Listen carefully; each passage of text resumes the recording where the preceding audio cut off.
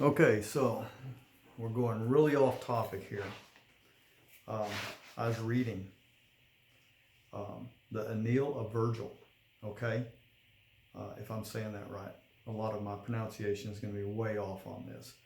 But okay, you start off, you read the Iliad, and it's about the Trojan War. Everybody knows about the Trojan War.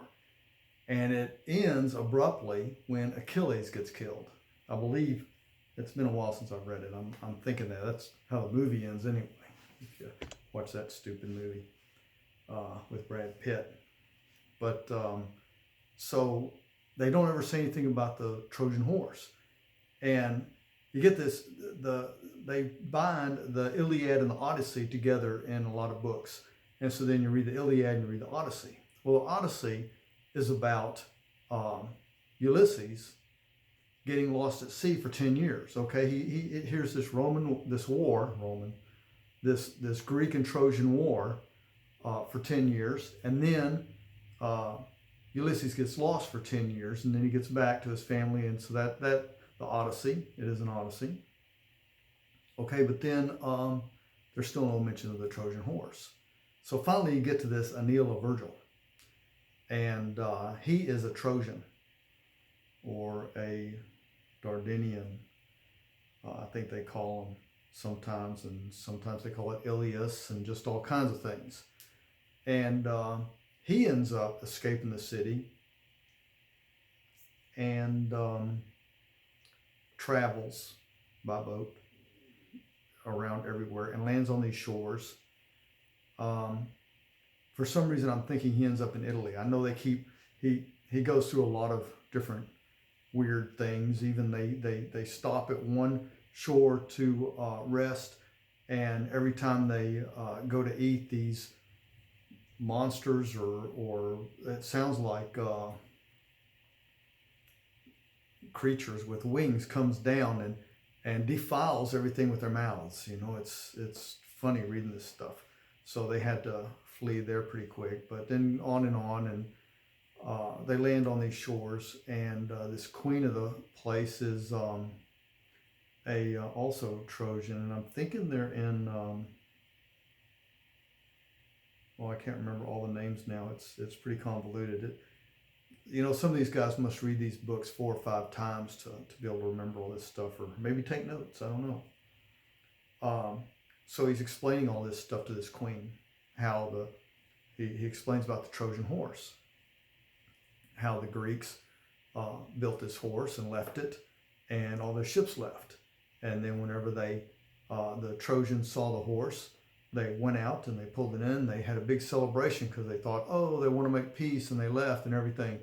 And so they were all drunk and fell asleep. And then at night the Greeks came out and the ships came back, or something, and they decimated the city. Well, this guy. Let me see if I can figure out his name, if it's got it right here. Aeneas or Aeneas, not Aeneas anyway. Anil, Anin or something like that. So he's explaining all this to this queen of this place where they landed, and I believe she's Trojan also. And they had landed there also. It's really interesting how all these people got scattered all over the place, all over the Mediterranean. And so he explains this. He talks about the Trojan horse. He talks about his Odyssey getting to where they were, landing on their shores, and all the crap that happened between then. And so he finishes that. And then the next chapter in the book is she fell in love with him.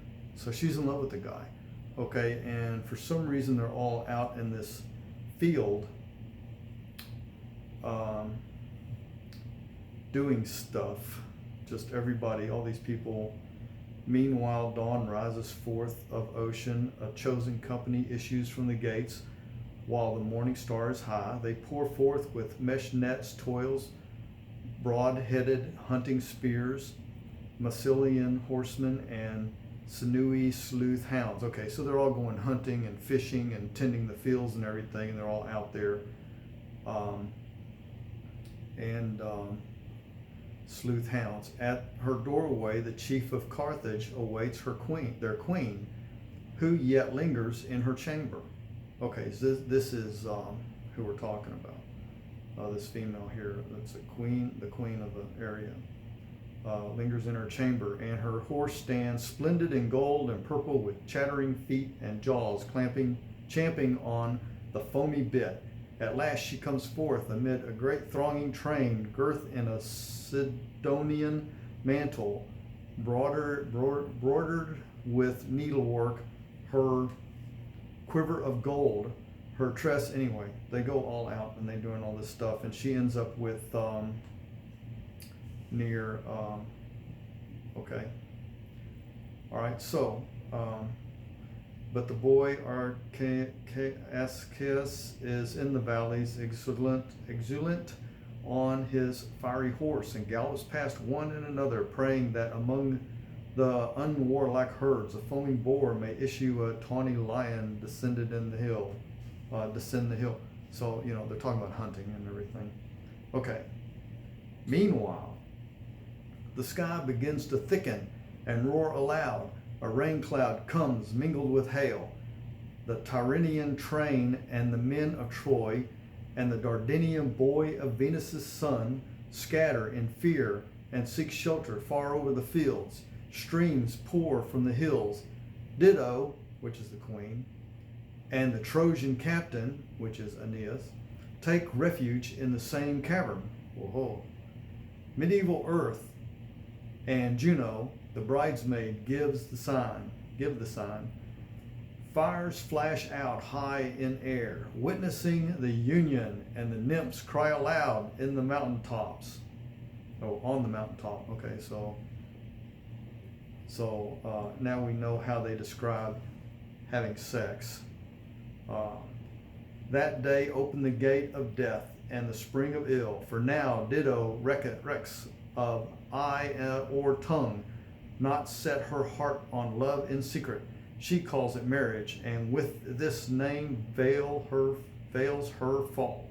Okay, so we got some kind of ominous thing coming up. So anyway, that was just how they describe having sex in back when. It was exciting, really quite exciting there. The fires flash out high in air, witnessing the union, and nymphs cry aloud on the mountaintop. Boy, it's so exciting. Had to talk about that.